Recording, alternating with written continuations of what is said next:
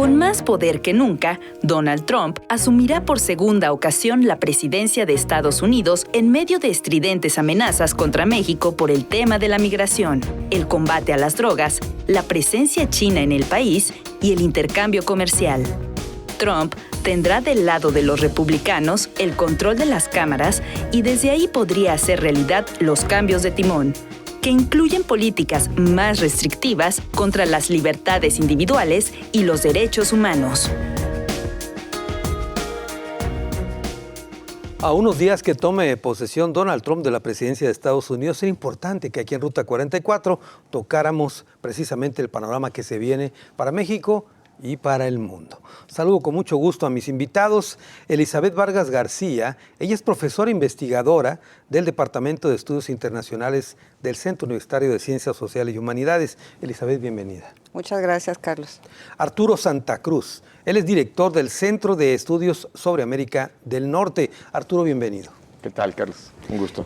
Y Jorge Villaseñor Becerra, coordinador de la Maestría en Economía del Centro Universitario de Ciencias Exactas y Administración, el CUSEA. Jorge, bienvenido. Muchas gracias, Carlos. Bueno, vamos a comenzar. Elizabeth, me gustaría que hiciéramos una breve introducción del tema, este tema tan importante. Claro. Bueno, una vez que Donald Trump gana las segundas elecciones de su candidatura a las segundas elecciones en Estados Unidos, sí se prevén algunos cambios.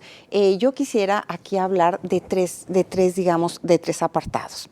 Lo que se espera internamente en Estados Unidos, lo que se espera para el mundo y lo que se espera específicamente para México y América Latina.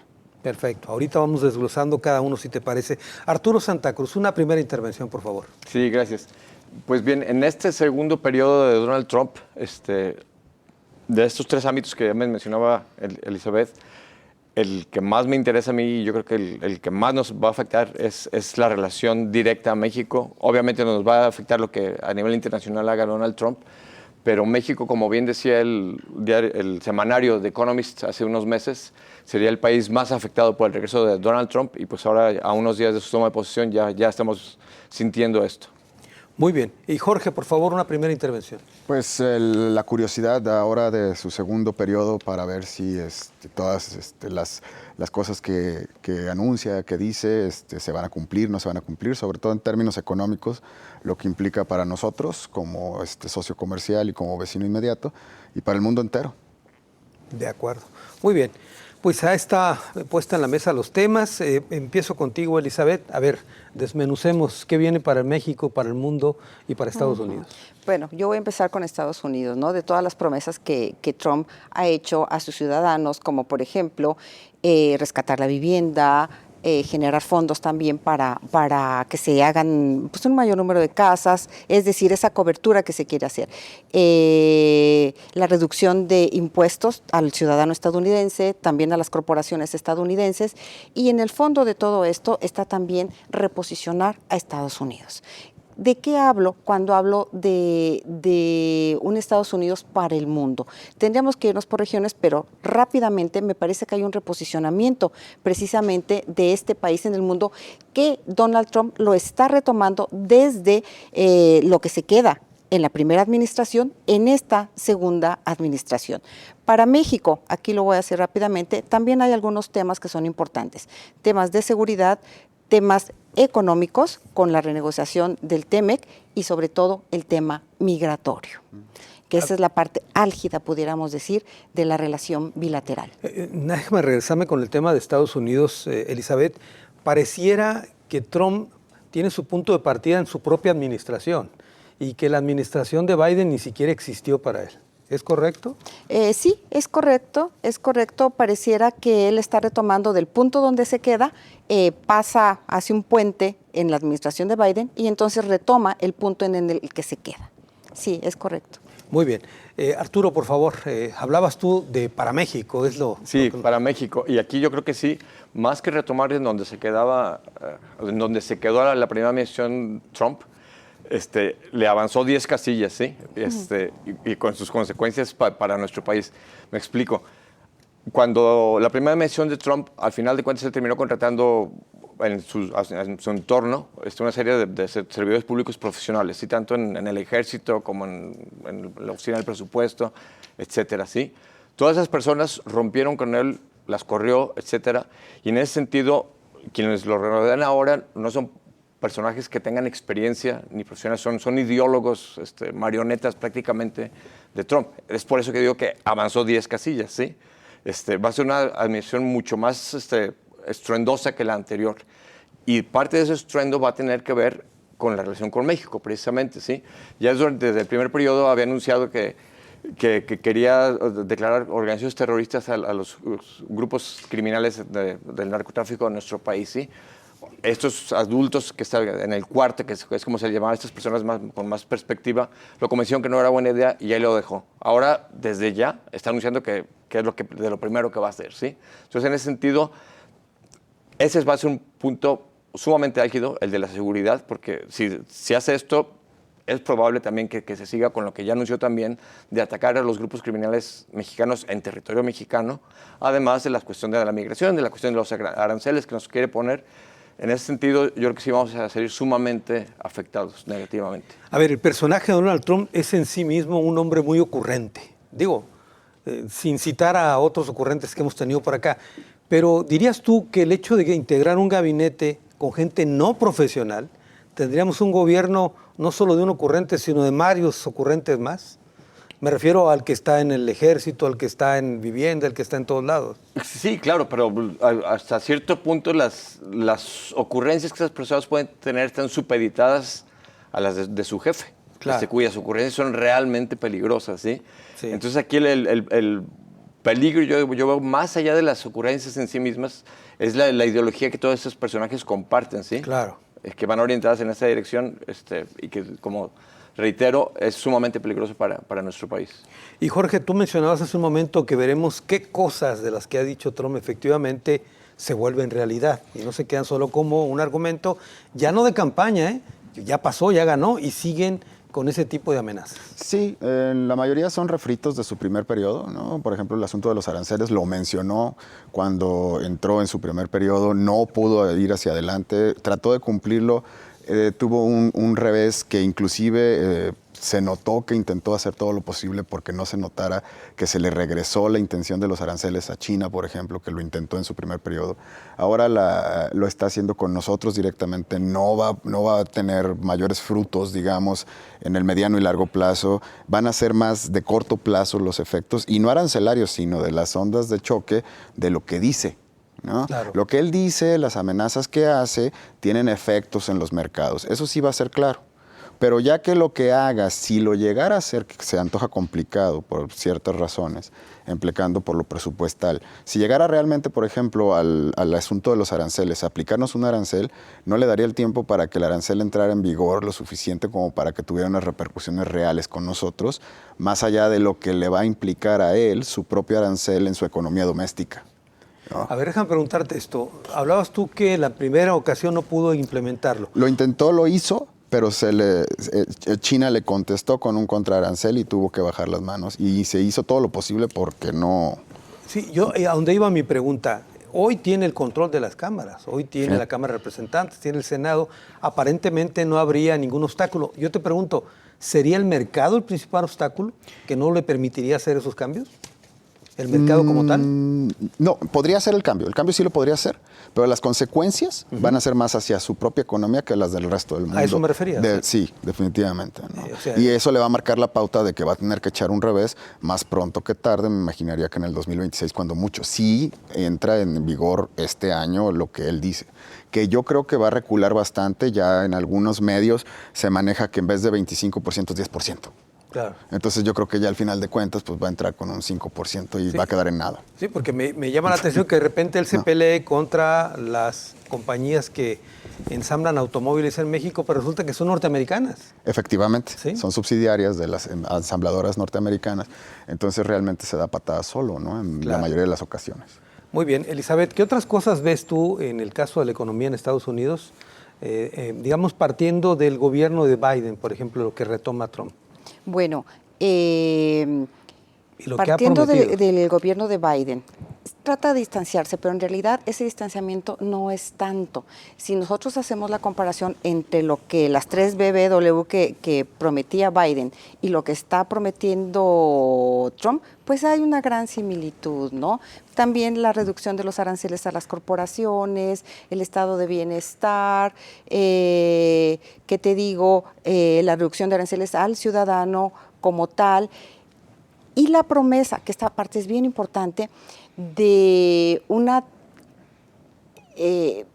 no hay una transición energética como tal, sino una producción energética mayor basada en la cuestión fósil. ¿Sí? O sea, ahí no se habla de agenda verde, no se habla de energía limpia.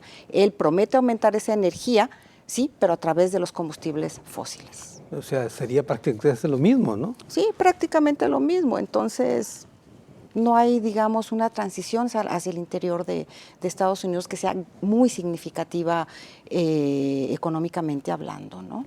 De acuerdo. Y Arturo, uno de los principales problemas que yo creo que vamos a tocar a fondo después de la pausa es el tema de la migración, que puede ser, digamos, el punto más duro en esta relación con Donald Trump. ¿Es correcto? Sí, junto con el que mencionaba anteriormente de la cuestión de la seguridad, ¿sí? Sí, de acuerdo. Que ese es mucho más candente de alguna manera, ¿no? Por temas de soberanía, etcétera.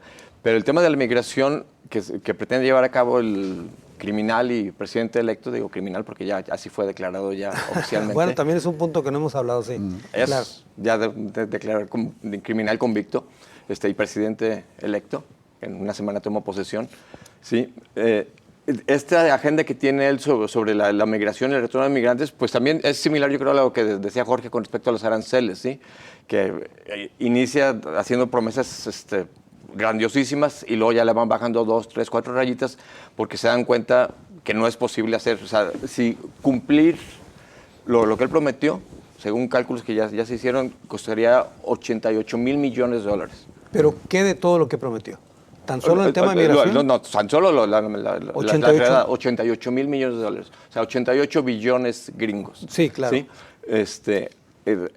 La deportación que él prometió. De acuerdo. Eso no lo voy a dar a cabo porque no tiene el dinero, porque no tiene las instalaciones, porque no tiene los jefes, los jueces, porque no tienen los policías, etcétera, ¿sí? Pero sí va a hacer algo, ¿sí? Y lo que haga, pues le va a servir a él internamente para consolidarse con su base y ciertamente nos va a afectar también. O sea, no necesita regresar los 11 millones de mexicanos que están allá para que nos afecten y sobre todo a estas personas humanitariamente sean dramas familiares muy, muy tristes. Bueno, seguiremos hablando de migración y el tema de seguridad también, por supuesto. Vamos a la pausa, regresamos con más del tema.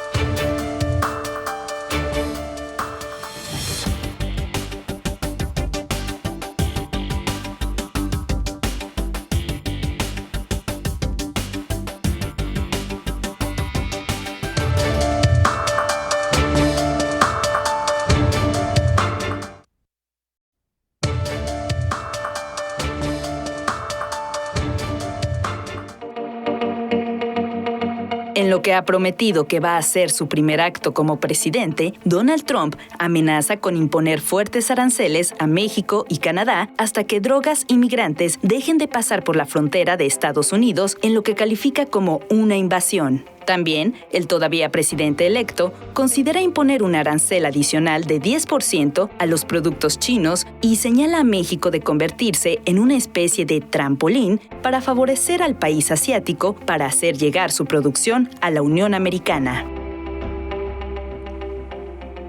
El retorno de Donald Trump es el tema que abordamos aquí en Ruta 44. Me gustaría terminar la idea contigo, Arturo, de lo que hablabas de 88 mil millones de dólares le costaría a Donald Trump la deportación que está ofreciendo. ¿De cuántos es su promesa de deportar? ¿Cuántos millones pretende deportar? Pues en teoría él va a deportar a todos los que están allí legalmente, ¿sí? Que serían como 15 millones de personas. Sí, de personas, de cualquier nacionalidad. ¿Y de ellos cuántos mexicanos? Pues la mitad, yo creo, fácil. Más, 2/3 partes. 2/3 partes. Y eso costaría nada más cumplirlo. ¿Tendría recursos para eso, Jorge? No. No, recibe un Estados Unidos estable, relativamente, teniendo en cuenta la pandemia, sobre todo porque el Estados Unidos que él dejó, lo dejó bastante maltrecho en términos presupuestales.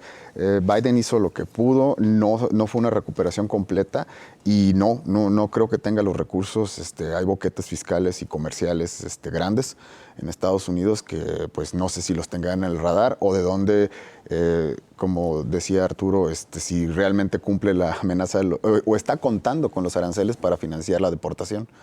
Se antoja difícil. Y se habla de que Estados Unidos se enfrenta a un déficit bastante considerable, ¿no? Sí, déficit comercial y también fiscal. Y sobre todo por la política que propone, que también es muy inviable, de reducción de impuestos. Es una política regresiva, es decir, en donde los más ricos van a pagar menos impuestos. Entonces no sé de dónde vendrán los fondos presupuestalmente para muchas de las cosas que pretende pues, implementar y de lo que ha sido sus grandes promesas de campaña, ¿no? Creo que el déficit supera los 70,000 millones de dólares, algo así. ¿Y cómo es que Estados Unidos sigue siendo entonces la principal locomotora de la economía del mundo cuando tiene esta situación? Por una cosa paradójica, y es justamente la relación, digamos, no oficial, pero sí real que tiene con China y el comercio que tiene con China, ¿no? Trump justamente es algo que se le complica mucho aceptar, pero Estados Unidos sigue siendo el principal importador y exportador del mundo. Entonces, Es decir, que tiene el enemigo en casa. Siempre. ¿Sí? Sí. Así ha sido entonces. Así ha sido. Bueno, Elizabeth, a ver, el tema con México, para profundizar, el tema de la migración. El tema de la migración. Bueno, de estos números que manejaba Arturo, hasta donde yo entiendo, 11 millones de mexicanos están en Estados Unidos, ¿sí? De esos 11 millones de mexicanos, él promete devolver 5 a México. Él dice, creo que no ha sacado bien las cuentas, 1 millón por año, pero él está 4 años, ¿no? Y tomando en cuenta que el último año es pues prácticamente electorero, pues le quedan prácticamente 3 años. A razón, si tomamos en cuenta los 4 años, serán razón de 1.250.000 migrantes. Y haciendo cuentas también, devolver a cada migrante, de donde sea, le sale entre 8.500 y 12.500 dólares. La suma que manejaba Arturo se maneja en muchos lados, pero también se habla de un total de 500.000 millones de dólares al año. Decía Jorge, ¿de dónde? Pues todos quisiéramos saber, ¿no? Entonces, es poco probable que se cumpla esa promesa que él está anunciando, ¿no? No la cumplió en la primera administración y es poco probable que la cumpla en la segunda. Ahora, lo que sí es cierto es que habla y causa miedo, ¿no? Al prometer una deportación masiva, una deportación a escala. Y entonces ahí el problema son las reacciones también de los gobiernos. Claro, y hasta qué punto, pues es que no sé cómo llamarle ya a su actitud de estar amenazando y amenazando. No entiendo cuál es el objetivo de hacerlo.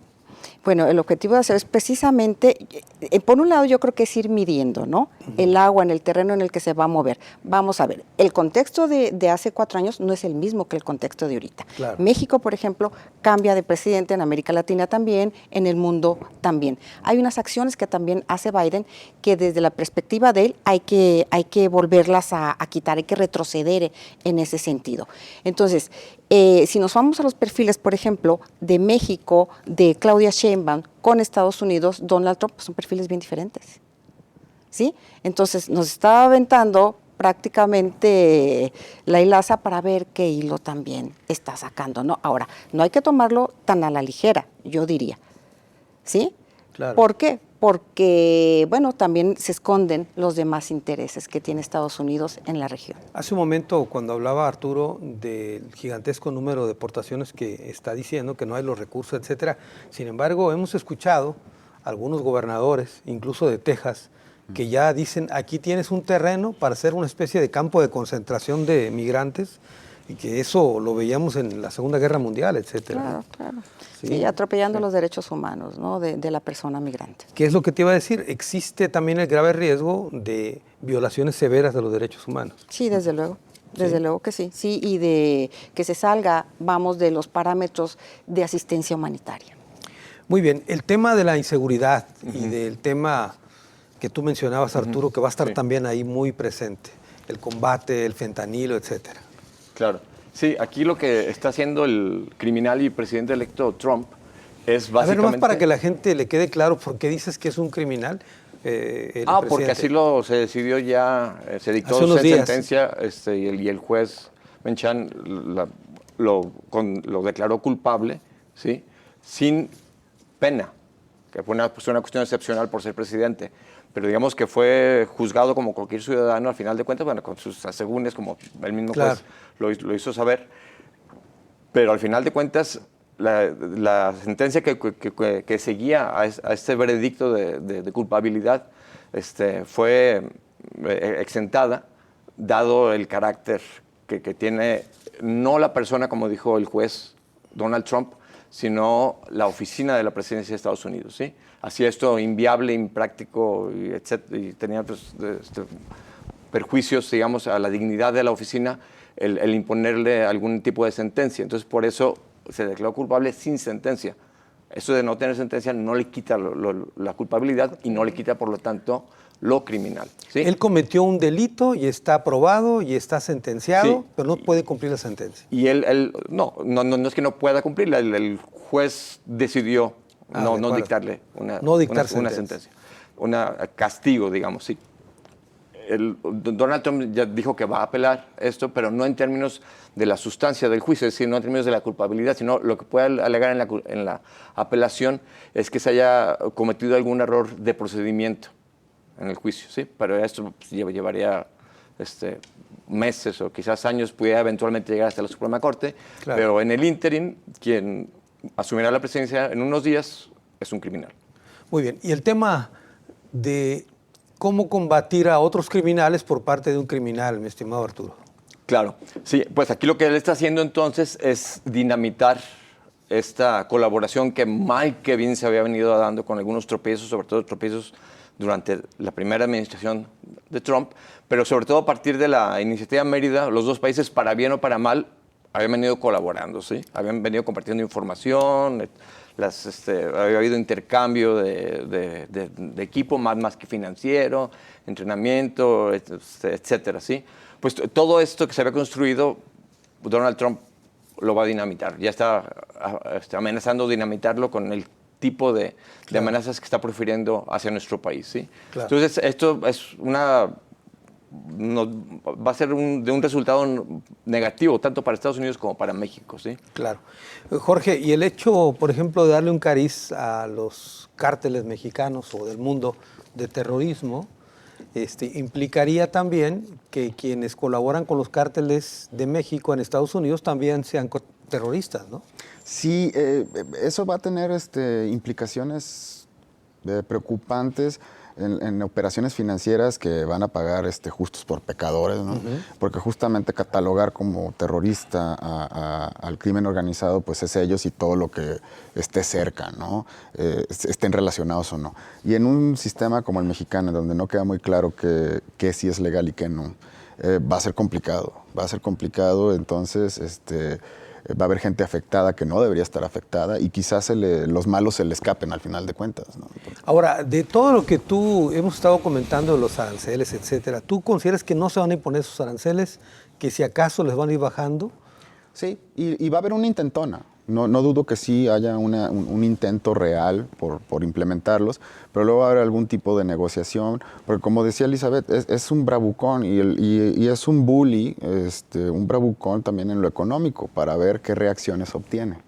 ¿Sí? Entonces, mucho es decir para ver qué haces y luego sobre eso preparar la estrategia. Y en economía, pues también lo haces. Un buen hombre de negocios, eso es innegable, sí sabe lo que está haciendo en términos de estrategia. El problema es que no se puede administrar en lo económico un país así. Ahora, antes de asumir el cargo de presidente, él ya ha movido los mercados, tan solo con declaraciones, ¿no? Sí. Y eso, bueno, eso sí son cosas que preocupan. ¿Por qué? Porque los mercados son cosas frágiles que reaccionan mucho y pueden tener repercusiones, sobre todo en los países menos favorecidos, que están justamente apenas estrenándose en algunos mercados, y otros países ya consolidados que no tienen por qué tener afectaciones en sus mercados solamente porque alguien dice algo. Sí, pero incluso en sus arrebatos, el presidente Trump, presidente electo, ha amenazado hasta a los propios empresarios de Estados Unidos. Sí. ¿Sí? A los que no fueron sus amigos en la campaña o los que no lo acompañan en su radicalismo.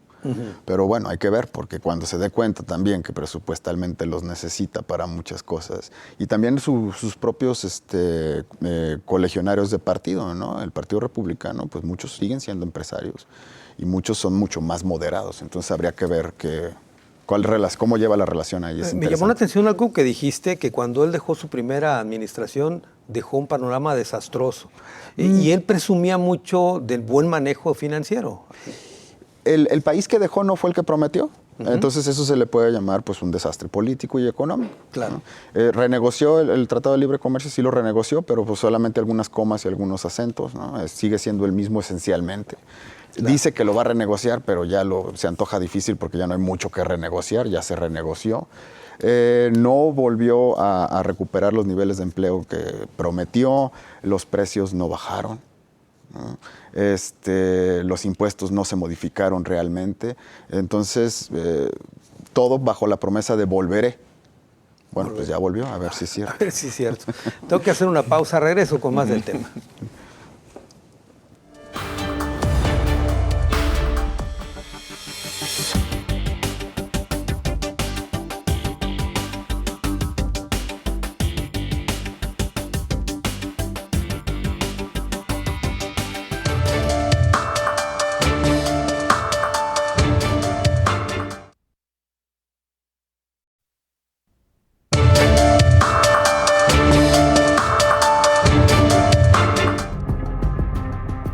Por considerar que tanto México y Canadá tienen más ventajas que su país en el TEMEC, el acuerdo comercial de las tres naciones, Donald Trump plantea una renegociación de común acuerdo donde Estados Unidos deje de subsidiar la economía de sus socios. El republicano considera que no es posible que ahora su país registre un déficit respecto a México en las ventas que realizan, por lo que comenzará a presionar a empresas norteamericanas para que regresen a Estados Unidos para proteger miles de empleos locales. El retorno de Donald Trump es el tema que tocamos en esta ocasión aquí en Ruta 44. A ver, Elizabeth, ¿cómo le va a ir al mundo con Donald Trump? Bueno, a ver, empecemos con Europa. De acuerdo. ¿Sí? Yo creo que aunque Europa en este momento no se ha pronunciado, ha lanzado nada más esbozos, no le cayó nada bien el regreso de Donald Trump. Y no le cae nada bien también por la cuestión de la OTAN, ¿no? Que amenaza con salirse de la OTAN, que ha amenazado ya también en el pasado a los europeos de que al salirse, bueno, pues se quedan solos, pero quizás esto sea una oportunidad en algún momento también para la Unión Europea, pero ahorita toco ese tema. Me parece que la amenaza principal es la cooperación que se hace de estos países a la OTAN. ¿Sí? Quienes no la cumplan, bueno, pues van a estar fuera de la jugada, o bien Estados Unidos se retira. ¿Sí? Y digo que es una oportunidad también para Europa porque quizás sea el momento en que la Unión Europea piense en un sistema de seguridad colectivo propio de ellos. Claro. Que pudiera ser la OTAN. Ahora, esto implicaría que Estados Unidos renuncie a su autodenominación como el policía del mundo. En algún sentido, digamos, de fabricar la guerra, acuérdate que Donald Trump no hace ninguna guerra en su periodo. Claro. Yo creo que sí. ¿Por qué? Porque pretende también terminar con la guerra en Ucrania, pretende también, de alguna manera, negociar el problema de Hamas y el problema en Gaza y de Israel, Palestina-Israel, el problema en Gaza, y pretende también, digamos, volver a una política de aislacionismo, que estos son puntos muy importantes y son puntos claves. Biden regresa al Acuerdo de París. Donald Trump se va a salir del Acuerdo de París. Sin embargo, hay también ahí, digamos, algunos errores que desde mi perspectiva hizo Donald Trump. Por ejemplo, salirse del TPP, dejándole la puerta abierta y muy franca a China, y China la aprovecha. Sí, para que la gente le quede claro qué es ese. Es el Trans-Pacific Partnership. Es un acuerdo comercial con Asia, ¿no? Con Asia, en el que no estaba China. De acuerdo. ¿Sí? Pero al momento en que se sale, pues le deja la puerta abierta a China para que China negocie prácticamente y expanda la ruta de la seda. Ahora, ¿dirías tú que estamos siendo testigos de una nueva guerra fría, pero entre Estados Unidos y China? No son los mismos contextos, ¿no? Ni hay un déjà vu ahí. Me parece que sí hay una guerra comercial. Decía comercial, lo quise decir como una especie de analogía, ¿no? Sí, hay una guerra comercial muy fuerte con China, pero también, políticamente hablando, se habla ya de una tripolaridad entre China, Rusia y Estados Unidos. Entendiendo también, y si lo quieres ver como agrupaciones, el G7 versus el G2. De acuerdo. Arturo, esta relación de Trump con el mundo, por ejemplo, ¿qué pasa con Canadá? Ha sido particularmente agresivo con Canadá y se supone que era su gran aliado. Sí, ha sido particularmente agresivo con Canadá, pero también, y aquí sí yo discreparía un poquito de este supuesto pacifismo debido al supuesto, otra vez, aislacionismo de este criminal que está por tomar posesión en la Casa Blanca, Donald Trump. Sí, está amenazando a Canadá, le está bulleando, digamos, en términos, dijo, usaría la fuerza económica, pero a Dinamarca, con Groenlandia y a Panamá, ahí la amenaza fue militar, ¿sí? No fue una amenaza nada más comercial. ¿Sí? Entonces, el sentido del tipo de amenaza que está llevando a cabo Donald Trump no es el de un país precisamente aislacionista o que no se quiera meter en más guerras, ¿sí? Es un país imperialista que está dispuesto a recurrir a las armas, ¿sí? Entonces, esto obviamente no es un ingrediente que contribuya nada positivo al orden internacional que estamos viviendo. Sí, él ha hablado de anexionarse Canadá prácticamente, el Estado 51 le ha dicho y todo. Sí, por eso digamos es más, uno puede decir como broma y se refería al todavía primer ministro Trudeau como gobernador Trudeau y que Canadá se vuelva un estado más, el Estado 51, que se volviera por lo demás el Estado 51 Canadá, se pintaría todo de azul y ahí perderían los republicanos, ¿verdad? Pero bueno, eso es otra historia. Pero ahí mal que bien está, más allá del sarcasmo, digamos, se ha limitado a amenazarlos exclusivamente de manera económica, ¿sí? Claro. Tarifas, aranceles, cuotas, ese tipo de cuestiones. Con Dinamarca, en Groenlandia y con Panamá no es el caso. O sea, ahí sí ya es una cuestión incluso militar. Digo, no necesariamente que la vaya a cumplir, ¿verdad? Pero las galardonadas de este señor tienen este sentido ya más imperialista clásico. Quiere recuperar el canal de Panamá y quiere, mandar militares, incluso hasta México ha dicho también, ¿no? Claro. De intervenir. Bueno, a ver, Jorge, y en el mundo, Donald Trump frente al mundo desde el punto de vista económico. Interesante porque pues es justamente Donald Trump contra el mundo y el mundo contra Donald Trump, ¿no? Él va hacia cerrar su economía, hacia adentro, hacia gestionar para su economía, cuando pues la pauta desde los 90s hasta la fecha en el mundo ha sido hacia afuera, ¿no? La globalización. La globalización, que es inevitable, ¿no? En todos los sentidos, ¿no? Y los sistemas están tan integrados que pensar en cerrar la puerta y decir, bueno, pues déjame ocupo de mi economía y luego veo que siempre y cuando sean mis condiciones las que se cumplen, es perfectamente irreal, ¿no? A China le queda claro. Entonces, por ejemplo, China pues ha sido mesurada y dice, bueno, hazlo, a ver qué pasa. Y ya cuando veas que no se puede, pues aquí estamos de todos modos, ¿no? ¿De qué tamaño es el intercambio de China con Estados Unidos, por ejemplo? En términos de millones, ahorita me escapa la cifra, pero sé que China y Estados Unidos son de los principales socios comerciales entre ellos. Sí. Entonces, ya sea de forma directa o indirecta, es decir, nosotros sí somos de alguna forma u otra un canal de China para llegar a Estados Unidos, pero China tiene canales directos con Estados Unidos y Estados Unidos tiene canales directos con China y Asia, que sirven de trampolín. Entonces, el comercio, en términos de cuánto es el volumen de comercio entre los dos, no te puedo decir ahorita, pero te puedo decir que China tiene más dólares que Estados Unidos. Y, por ejemplo, ¿qué pasa con situaciones tan curiosas, por ejemplo, con Venezuela? Por un lado, el gobierno norteamericano odia a los venezolanos, pero le sigue comprando petróleo, por ejemplo, ¿no? Sí, y es lo mismo que pasa con algunos de los países árabes y las contraposiciones que tienen, ¿no? Sigue teniendo dinámicas comerciales, pero en lo político y en lo diplomático, pues es otra arena, ¿no? Entonces, tapan quizá, por ejemplo, la relación con Venezuela y la dependencia de ciertas empresas estadounidenses con Venezuela, cubren esa relación comercial con la demagogia y la bravuconería, como menciona Arturo, de pues, Venezuela y sus líderes, etcétera, etcétera, ¿no? Entonces, Trump es muy hábil en saber lo que le conviene, pero taparlo con alguna otra clase de, digamos, de alarde o de show. Claro, ¿no? El espectáculo. El espectáculo, eso.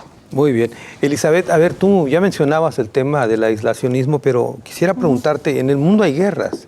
Sí. Hay guerras, está el tema de Ucrania, está el tema de Gaza, etcétera, y de Israel mismo. ¿Qué pasaría a Estados Unidos, que es aliado de alguno de estos frentes, con estos conflictos que están en marcha? Bueno, en cuanto a Ucrania, él ha prometido que en las primeras 24 horas de su gobierno va a negociar un acuerdo con Rusia para que la guerra ya se acabe, se termine en Ucrania. En cuanto al problema en Gaza, también ha dicho que, bueno, no lo va a resolver en 24 horas, pero sí ha dicho que seguirá protegiendo a Israel, pero que también tratará de negociar un acuerdo de paz para que la región alcance cierta estabilidad, ¿no? Eso se ve difícil, no pone tiempo porque evidentemente el problema es muy complejo, pero sí ha estado hablando acerca de esta situación, ¿no? A mí me llama mucho la atención la cuestión de Ucrania, en la que, bueno, si tú te fijas, el gobierno de Biden está también inyectando $500 millones esta semana para proseguir la guerra en Ucrania. Y estamos a unos días de que deje el cargo. Estamos a unos días, entonces hay una contradicción como país de Estados Unidos, ¿no? Claro. Pero pues ya dijo él que en cuanto llegue hace todo eso, ¿no? En cuanto llegue, va a negociar el acuerdo con Rusia. Me recordó un presidente en México que dijo que en 15 minutos resolvió una guerra, ¿no? Sí. Esas promesas no se cumplen normalmente. Nunca se cumplen. Son promesas de campaña, son sound bites, como dicen los gringos. Y por aquí el problema no es tanto otra vez la fanfarronada del criminal que está por asumir la presidencia, sino que esta persona, Donald Trump, y el gobierno que va a tener ahora sí detrás en unos días más, es parcial hacia uno de los dos lados en ambos casos que hemos estado mencionando, ¿verdad? O sea, es admirador de Putin, ¿sí? Entonces, es parcial hacia Putin, hacia Rusia, siendo que Rusia es el país agresor, ¿sí? O sea, no es una guerra entre iguales, obviamente no solamente en términos, digamos, de poderío, sino tampoco que es una es la víctima, que es Ucrania, ¿sí? Entonces no se puede decir simplemente dejen de pelearse, como decía el expresidente López Obrador, como dice a veces ahora nuestra presidenta, dejen de pelear y ya. No, pues Rusia se metió al territorio, controla todavía territorio alrededor del 18% ucraniano. Lo que procede ahí es que se retire, ¿verdad? Sí. Claro. Y de manera similar, en el conflicto entre Hamas e Israel, pues también Trump es parcial hacia Netanyahu, hacia el líder israelí, ¿sí? Claro. Entonces también aquí estaría abogando por terminar el conflicto, pero también bajo una amenaza, ¿sí? O sea, ya dijo él hace unos días de que si jamás no suelta a los líderes para cuando él tome posesión, el infierno se va a desatar. Hell is gonna break loose, dijo, ¿verdad? Sí, entonces también está tomando los lados completamente equivocados, siendo completamente parcial. ¿Sí? Entonces, la paz que traería no sería ni de lejos una paz justa en ambos territorios. A ver, me llama la atención los conceptos que utiliza Trump en estas amenazas constantes contra todo y contra todo tipo de temas, ¿no? Aquí la pregunta para los tres es, ¿cuánto de lo que dice realmente lo va a cumplir? Y más allá, puede hacerlo, puede cumplirlo. Si quieren, les dejo con esta reflexión. Tenemos que ir a la pausa y volvemos ya a las conclusiones del programa.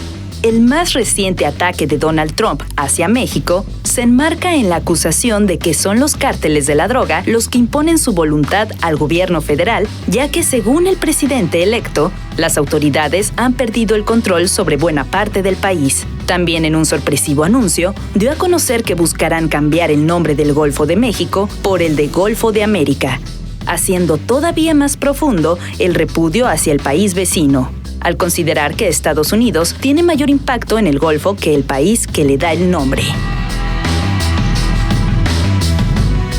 Bueno, con estos dos apuntes estamos llegando a la parte final del programa.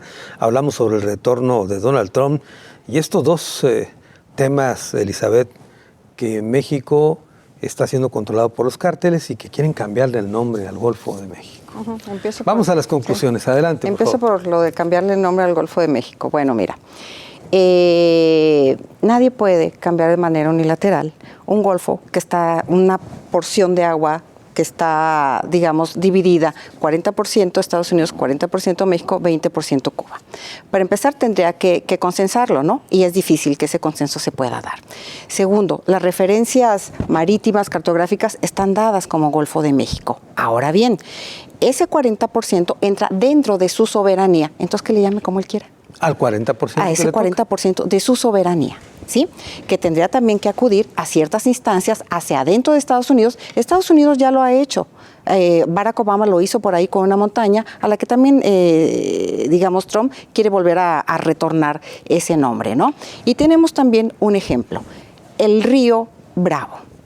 Ese es un río, pues es un río, ¿no? Del lado de Estados Unidos se llama Río Bravo, de nuestro lado se llama, perdón, al contrario, de nuestro lado se llama Río Bravo, de Estados Unidos se llama Río Grande.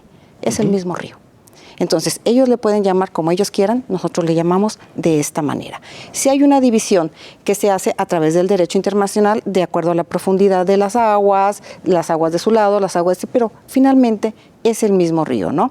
En el caso del Golfo de México, no puede llamar de manera unilateral. Tendría que consensar a través del derecho internacional, tendría que consensar a través de las 3 instancias que están diseñadas para eso a nivel internacional, y se antoja un proceso complejo. Y tendría que cambiarle también el nombre a Nuevo México, al Estado, ¿no? Al Estado, o sea... Bueno, las conclusiones del programa, para ti, Elizabeth, este retorno de Donald Trump, en términos generales, tu opinión. Me parece que si hay un retorno que viene un tanto cuanto recargado, pudiéramos decir, está incluso amenazando antes de entrar, de asumir como presidente de Estados Unidos, y me parece que sí debemos de tener una respuesta estratégica como país. No reacciones, nada más reacciones, sino una respuesta estratégica, y me parece que en ese sentido, hasta donde yo tengo entendido, sí se están armando los equipos necesarios para dar respuesta en cada uno de esos escenarios. Habría que ver también la calidad de las respuestas que se van a dar. Claro. El hecho es que tenemos que estar preparados para hacer frente al gobierno de Donald Trump. Si del lado de Estados Unidos no hay un equipo profesional, como dijo Arturo, del lado de México creo que hay un buen equipo, ¿no? Me parece que sí. Hay algunas respuestas que por ejemplo, la de Marcelo Ebrard en cuanto a la cuestión del Golfo de México, que decía que dentro de 30 años va a seguir llamándose Golfo de México, ¿no? Que no nos engancháramos en esto y que había temas más sustantivos que había que tratar. De acuerdo. Arturo, por favor, tus conclusiones del programa. Sí, el retorno a la presidencia del ahora ya legal, oficialmente criminal, presidente electo Donald Trump, tiene consecuencias sumamente negativas para nuestro país, como decía yo al inicio del programa, como lo pronosticó el semanario inglés The Economist. El país más negativamente afectado junto con Ucrania iba a ser México, y ya por lo que estamos viendo antes incluso de que inicie la administración, pues así será en varios frentes: en el frente comercial, en el frente de la migración, en el frente de la seguridad, por mencionar los 3 que destacan, ¿sí? La pregunta entonces es, como decía aquel clásico ruso, Lenin, ¿qué hacer? ¿Sí? Un librito por ahí que tenía, ¿qué hacer?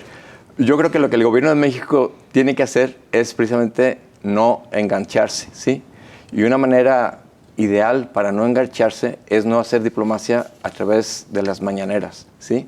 De hecho, la presidenta Sheinbaum había anunciado cuando era candidata que no iba a seguir con esta práctica, que es inútil como en términos informativos y de comunicación, ¿sí? Le impuso la continuidad de las mañaneras quien ahora vive por Palenque, el expresidente López Obrador, y por eso ella la sigue haciendo. La sigue haciendo y luego se engancha con temas intrascendentes como esta cuestión del Golfo de América, etcétera, y de los mapas y esto y lo otro. es una pésima idea, ¿sí? Más allá de que pueda tener buenos equipos tanto en la Cancillería como en la Secretaría de Economía, ¿sí? El hecho de que la presidenta se esté enganchando y le esté respondiendo en las mañaneras a bote pronto al presidente estadounidense es una pésima estrategia. Deberían de, por el bien de México en general, en todos los temas, deberían de cancelar las mañaneras y particularmente por el bien de la relación y de lo que nos va a pasar con respecto a nuestro trato con Estados Unidos, deberían de acabar con esta práctica aquí en México. Eso ayudaría para bajarle 2, 3 rayitas al nivel de la discusión, ¿sí? Porque se engancha la presidenta Sheinbaum, obviamente el patán criminal, Donald Trump, le va a responder, ¿sí? Y eso no lleva a ningún lugar sensato. Hay que mantener, como decía el secretario de Economía, la cabeza fría, ¿sí? Y negociar en los mejores términos que sea posible con esta persona. Por los datos que tenemos hasta ahora, ¿tú anticipas que este retorno de Trump será un retorno sin gloria o con gloria? Va a ser un retorno sin gloria y nefasto. Nefasto para su propio país empezando, nefasto para nosotros, sus vecinos al sur y también para sus vecinos al norte, los canadienses, y nefasto para la política internacional en general. Sí, ahorita le voy a preguntar a Jorge también sobre las consecuencias negativas para el propio Estados Unidos.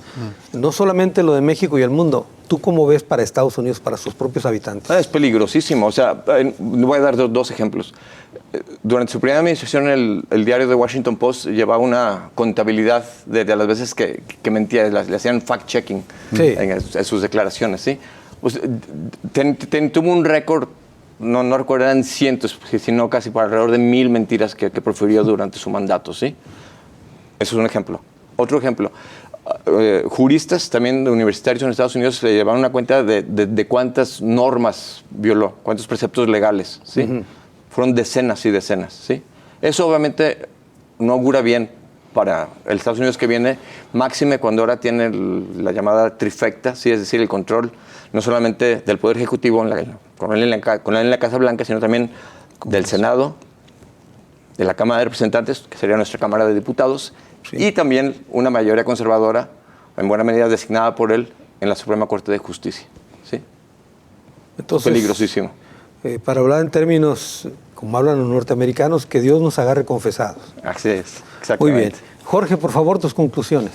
Sí, coincidiendo con Liz y con Arturo, sí, que Dios nos agarre confesados, pero más a ellos mismos, ¿no? Porque justamente, yo creo que en general de todo lo que dice, si puede cumplir o hacer un 10%, va a ser suficientemente nocivo ese 10% como para que tenga consecuencias en nosotros, en el mundo entero. Y bueno, yo creo que justamente lo más delicado va a ser hacia adentro de Estados Unidos, y esto al mismo tiempo pues va a determinar la agenda no solamente de los 4 años, sino de lo que sigue, porque hay que pensar en qué sigue después de Trump. Él ya no se puede reelegir. Claro. Entonces esto le va a dar una especie de valor para decir, bueno, ¿qué puedo perder? Puedo hacer lo que sea, porque como no hay una reelección, a él no le importa el partido. Entonces, como no hay una reelección para él, pues dice, pues lo voy a hacer. O sea, ¿Es más peligroso ahora? Es más peligroso todavía, ¿no? ¿Que la primera ocasión? Que la primera ocasión, porque en la primera ocasión sí se jugaba un regreso. Claro. Este es su regreso. Entonces, hacia Estados Unidos, pues yo veo panoramas inflacionarios, déficit fiscal. No va a poder garantizar el empleo que prometió, sobre todo en la manufactura y para los obreros. Y pues no va a poder bajar los precios de los combustibles y de las comidas, sobre todo con el asunto de los combustibles. Entonces va a quedar otra vez corto. Y justamente va a borrar lo que pudo rescatar la administración de Biden post-pandemia, post-Trump, ¿no? Mientras al mismo tiempo pues sigue haciendo bullying económico hacia todos lados, Europa, México incluido. Pero una de las cosas que debemos hacer nosotros, lo menciona Arturo, es cabeza fría, sobre todo no responder, porque es lo que busca. Lo que él busca es hacerte enojar, para que te equivoques a la hora de tus respuestas. Hace muchos años Estados Unidos vivió una crisis muy tremenda en tema económico que tenía que ver con las hipotecas. En 2010. ¿Qué escenario económico es el que tú vislumbras? ¿El fiscal? El fiscal, pero también, ya que lo mencionas, el problema de las hipotecas fue muchísima desregulación. sobre todo de los mercados, que permitió que se hicieran esas burbujas especulativas tan dañinas, ¿no? Eso podría volver con él si cumple su promesa de abatir muchas regulaciones, ¿no?, de los mercados financieros. Y la otra, yo lo veo por el lado de lo fiscal, no tiene dinero para cumplir muchas de las cosas, ya lo habíamos mencionado, y la otra va a tener muchas, digamos, encontrones con la Reserva Federal estadounidense, con el Banco Central estadounidense, porque los objetivos del Banco Central estadounidense, que son de controlar la inflación, de mantener la estabilidad del tipo de cambio, son contrarios a lo que Trump quiere hacer y sus consecuencias. Claro. Y fíjense que se me pasó lanzarles una pregunta que tenía que ver con Canadá. ¿Lo que vemos de la renuncia del primer ministro canadiense es un efecto Trump o son problemas internos de Trudeau? No, yo creo que ya son problemas internos. Hay un partido liberal que pertenecía a Trudeau que ya viene en decadencia. Se habla que no se supo ajustar a los nuevos tiempos, a las demandas. Tiene también en su haber algunos escándalos.